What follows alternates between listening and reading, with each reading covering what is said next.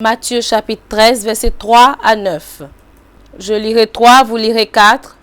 Alors, êtes-vous prêts? Il leur parla en parabole sur beaucoup de choses et il dit, un semeur sortit pour semer. Verset 4. Comme il semait, une partie de la semence tomba le long du chemin. Les oiseaux vinrent et la mangèrent. Une autre partie tomba dans les endroits pierreux où elle n'avait pas beaucoup de terre. Elle leva aussitôt parce qu'elle ne trouva pas un sol profond. Verset 6. Mais quand le soleil parut, elle fut brûlée et sécha faute de racines. Une autre partie tomba parmi les épines. Les épines montèrent et l'étouffèrent. Verset 8. Une autre partie tomba dans la bonne terre. Elle donna du fruit, un grain 100, un autre 60, un autre 30. Verset 9 ensemble. Que celui qui a des oreilles pour entendre, entende. La bataille de la semence. N'oubliez pas, nous sommes toujours dans la série Lion de Juda. Voici le culte du Lion de Juda. La bataille de la semence. Il dit qu'un semeur sortit pour semer. Le semeur était en voyage pour semer. Alors la vie, c'est un voyage. Si vous ne traitez pas la vie comme un voyage, vous ne jouiriez pas des dividendes de la vie. La vie n'est pas un terrain de jeu. La vie n'est pas un jeu. Ce n'est pas un jeu. Beaucoup de personnes traitent la vie comme un jeu. Écoutez-moi, le jeu a un délai. Le jeu a une période. Mais la vie est continuelle. Beaucoup de personnes traitent la vie comme un jeu. C'est pour cela qu'ils sont disgracés et embarrassés et finissent dans la honte. Parce que la vie n'est pas un jeu. La vie est un voyage. Dans Luc chapitre 10, verset 30, la Bible dit qu'un homme a commencé un voyage. Il entreprenait un voyage. Luc chapitre 9, verset 3, Jésus parlait, il a dit, lorsque je vous ai envoyé sans rien pour le voyage, il dit ça c'est un voyage. C'est un voyage. Dans Actes chapitre 9, si vous lisez le verset 3, Saul qui a été appelé Paul plus tard, a entrepris un voyage pour Damas. La vie est un voyage. Et une rencontre est venue sur Paul. Et une rencontre est venue sur Saul parce qu'il a pris la vie comme un voyage. Est-ce que je parle à quelqu'un? Est-ce que je parle à quelqu'un ici? Dans Luc chapitre 15, verset 13, concernant l'enfant prodigue, la Bible a dit qu'il prit son héritage et entrepris un voyage sur une terre lointaine. La vie n'est pas un jeu. La vie, ce n'est pas de gymnastique. La vie, c'est un voyage. Nous devons faire attention parce que tout ce que vous faites sur le voyage de la vie a la capacité de vous attendre. La vie est un voyage et nous devons traiter la vie ainsi. L'endroit où nous avons lu, la Bible déclare qu'un semeur est sorti pour semer. Il est parti semer une semence. Dans Jean chapitre 12, verset 24, Jésus a dit qu'excepté qu'une semence tombe à terre, si le grain de blé qui est tombé en terre ne meurt, il reste seul. Mais s'il meurt, il porte beaucoup de fruits. C'est quoi le grain de blé dont il parlait? Il dit à moins que cela ne tombe et ne meure. Il parlait de lui-même. Il dit à moins que je meure, je ne peux pas porter beaucoup de fruits. Alors s'il s'utilise et sa vie comme le grain de blé, cela veut dire que vous êtes la semence. La semence dont on parle ici, c'est vous. Vous êtes cette semence. Cette semence qui tombe en terre. Et si vous étudiez votre Bible, la bataille, les différentes batailles que la semence rencontre dépendent de comment elle produit. Ce n'est pas tout le monde qui peut produire 100%. Pourquoi? Parce que ce n'est pas nous tous qui sommes tombés sur la bonne terre. Ce que vous devenez dans la vie, cela est fonction de là où vous êtes tombés.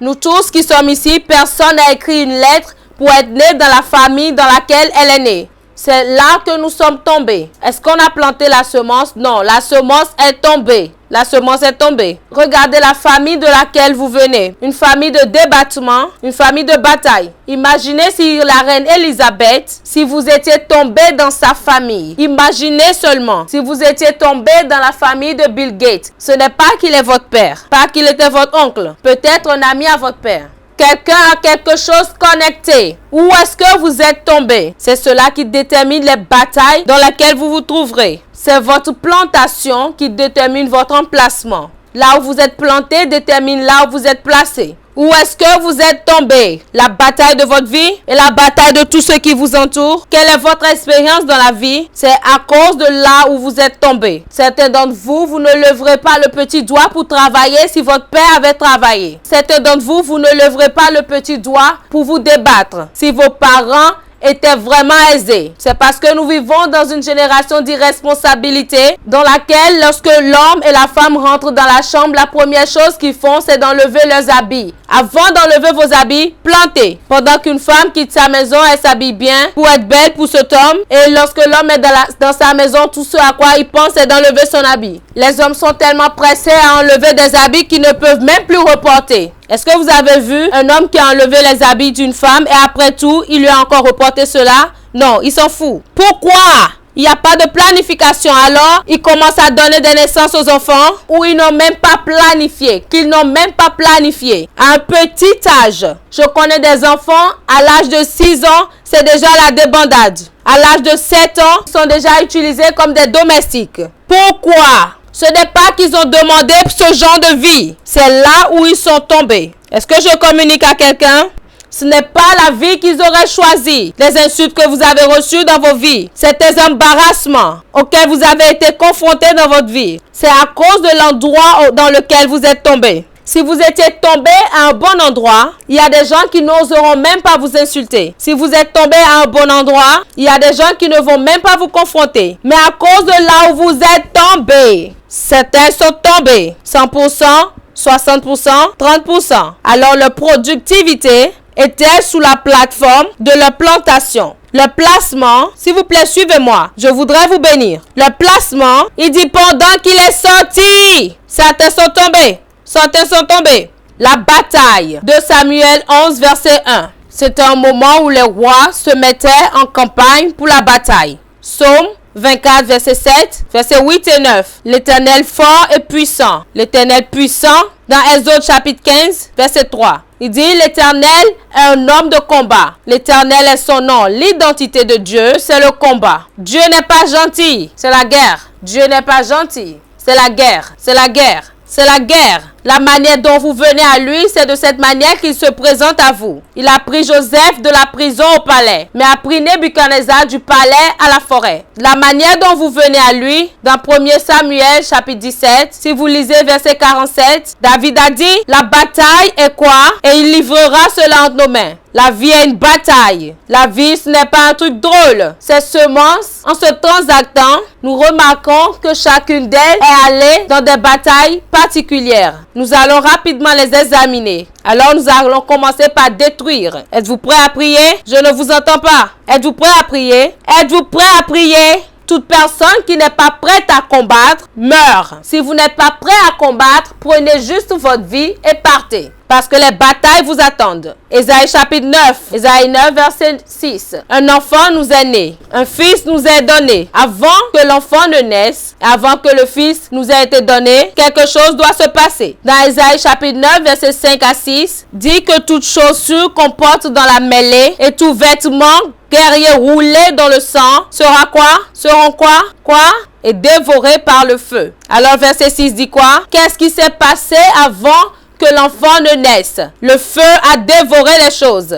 Avant que l'enfant ne naisse, il y avait le feu et les flammes. Avant que l'enfant ne naisse, il y avait la bataille. Numéro 1, certains tombent le long du chemin. Ils ne sont pas tombés sur le chemin ni hors du chemin. Ils sont tombés le long du chemin. Ce n'est pas en dehors du chemin. Ils n'étaient pas dans le chemin, mais ils étaient le long du chemin. Vous savez ce que cela décrit? Vous n'êtes pas à l'église, vous n'êtes pas en dehors de l'église, vous êtes un incroyant croyant. C'est dans la Bible. Laissez-moi vous montrer. Jésus a rencontré un homme et l'homme a dit, Seigneur, je crois, viens au secours de mon incrédulité. Lorsque j'ai lu cela, j'ai commencé à rire. Il dit, Seigneur, je crois, aide mon incrédulité. Si tu es un incroyant, comment est-ce que tu crois? C'est un incroyant croyant. Ils sont tombés. Alors lorsqu'ils sont tombés, voici les différentes phases qui se sont montrées. Lorsqu'un homme tombe dans certaines terres, regardez certaines batailles auxquelles il fait face. Ça c'est dans la chair. Philippiens 3 verset 3. Ne n'aie pas de confiance dans la chair.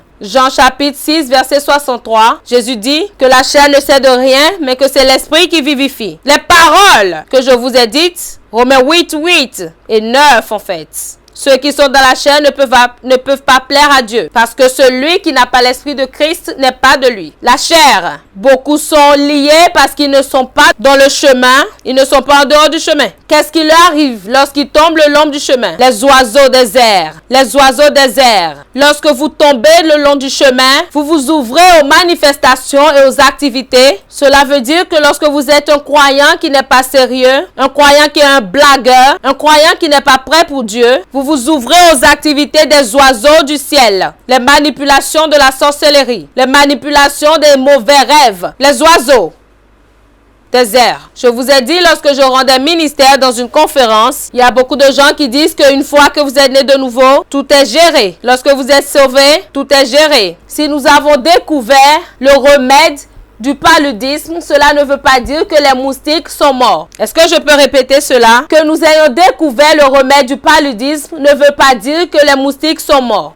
Le remède du paludisme ne tue pas les moustiques. Cela tue le paludisme. Personne ne me suit. Ce que nous gérons, c'est les effets. Christ vous a racheté de la malédiction de la loi. Mais les effets de la malédiction, c'est ce contre quoi nous combattons. Les effets de ce que votre Père a fait. Il vous a délivré, mais il y a un effet secondaire prolongé. Je vous dis, ça c'est un mensonge. Un homme a un esprit, il a une âme et il vit dans un corps. C'est faux, vous n'êtes pas un esprit. Vous êtes de l'esprit. Vous n'êtes pas un esprit. Jésus nous a montré cela. Il dit qu'un esprit n'a pas de chair et de sang. Qu'il y ait beaucoup de nourriture qui sont cultivées à partir du sol. Cela ne veut pas dire qu'il n'y a plus de famine nulle part. Qu'est-ce que Dieu était en train de dire à Abraham? Il dit, Abraham, viens compter les étoiles. Compte les étoiles. Abraham essayait de compter les étoiles. Dieu dit, n'ose même pas. Personne ne peut compter les étoiles. Dieu parlait d'Israël. Dieu parlait contre l'entrée d'Israël dans les détecteurs. C'est pour cela qu'aujourd'hui vous voyez Israël, vous savez le lieu dans lequel ils vivent, mais vous ne connaissez pas le nombre. Ils sont des juifs arabes. Ils sont des juifs américains. Ils sont même des juifs nigériens. Un an? J'espère que je parle bien ici. Alors Dieu a établi en ce moment de ne même pas compter Israël. David est devenu roi. Il faisait ce qui lui plaisait. Soudainement, 1er Chronique 21, un jour, quelque chose lui a dit de compter Israël. C'était quoi? Une manipulation pour réagir contre ce que Dieu a dit. David a commencé par compter Israël. 1, 2, 3, 4, 5. Toute personne qui a été comptée est morte. Toute personne qui a été comptée est morte. Toute personne comptée est morte. David dit, qu'est-ce qui se passe? Quelque chose l'a manipulé pour agir contre l'alliance. Les puissances sont réelles, hein? David a crié vers Dieu. Il dit, Père, c'était moi qui ai dénombré. Ce n'est pas ce peuple. C'est moi qui ai dénombré Israël. Pas ce peuple. Laissez-moi vous choquer. Une fois, je vous ai dit l'histoire de certains hommes dans Josué chapitre 9 qui ont fait comme s'ils venaient d'un pays lointain. Ils sont venus avec des pains secs, avec des flacons d'eau vide, avec des souliers raccommodés, avec de vieux vêtements. Ils sont venus tellement débraillés parce qu'en ce moment, Israël possédait toute nation dans laquelle ils entraient. Lorsqu'ils viennent dans votre pays, ils s'emparent de ce pays. En fait, ce n'est pas qu'ils possédaient la nation des gens, c'était pour eux que les gens ont volé. Je reviens à cela. Et lorsque ces personnes sont venues, elles se sont dirigées vers Josué comme de la sympathie. Ils ont dit à Josué, nous sommes venus d'un pays éloigné. Nos vies sont misérables. Oh, notre vie est terminée, s'il te plaît, s'il te plaît. Lorsque les gens viennent d'un pays éloigné et ils disent qu'ils sont bloqués, ce que vous leur donnez, c'est de la nourriture. Ce n'est pas des promesses. Ce qu'on leur donne, c'est la nourriture. On commence pas par les promettre, je ne vais pas te tuer, je te protégerai. L'homme a faim et tu lui donnes de la nourriture. Il dit, Josué, aide-nous. Ils n'ont pas demandé de la nourriture. Il dit, promets-nous de ne pas nous tuer. Un homme qui a faim n'a pas besoin de promesses. C'est pour vous faire savoir, lorsque vous avez faim, les promesses ne vous apaisent pas. Vous avez faim, mais quelqu'un vous promet de vous acheter une voiture. Je dis, oh mon ami, va-t'en, j'ai faim. Gère cette situation maintenant. Mais parce que Josué était manipulé, il leur a fait des promesses et en plus, il est entré en alliance avec eux. Après cette alliance, il a découvert que ces personnes étaient ses voisins. Il savait qu'ils venaient pour les détruire. Alors, il devait utiliser cette stratégie. Alors, il est entré dans l'alliance. Il ne pouvait plus la briser. Aïe!